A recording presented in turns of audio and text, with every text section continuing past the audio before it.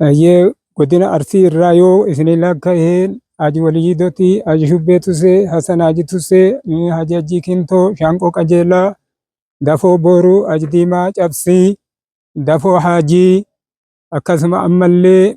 Kadir Hedoo, Abdallaa isaa waliin, akkasuma ammallee Haji Eeboo Daaluu, akkasuma ammallee Haji Mirmajii Ilmii godina Arsii irraa Haji Abdoo Hasaasa, akkasuma ammallee Haji Ibrahim, akkasuma ammallee Haji Abdullaahi Ganamoo nama diinni ajjeese, Shee Ahmad Xoollee nama jedhu hin jiranii,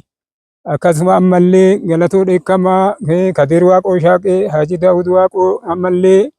Abbaa Jabal, Abbaa Diggaa, Abbaa ammallee Haji Qaasim, Haji Hussein Xaayiroo kanneen waliin eega turre, Hasan Juuree, Hasan Leemmuu, Shambala San Turee, Jilinaar Waaqoo Guutuu, akkasuma ammallee Kadir Boruu, godina Arsii Bahaa Lixa ammallee Shee Amaan Gaalamaa yookaan Shee Amaan Xaayiroo nama jedhamu. Waa malee gootota qaqqaalii gaggaarii kana maqaa kaasuu hin dandeenye. Kanaafuu sagantaa guutuu isaa Najjaashii Istiidiyoon karaa TikTokaatii fi karaa YouTubii isaatiin waan isin dhiyeessuuf miira keessa galtanii akka nu. عليكم ورحمة السلام عليكم ورحمة الله وبركاته أرجعتنا جيتني جرتو يرو يوت يرو جواب دوتي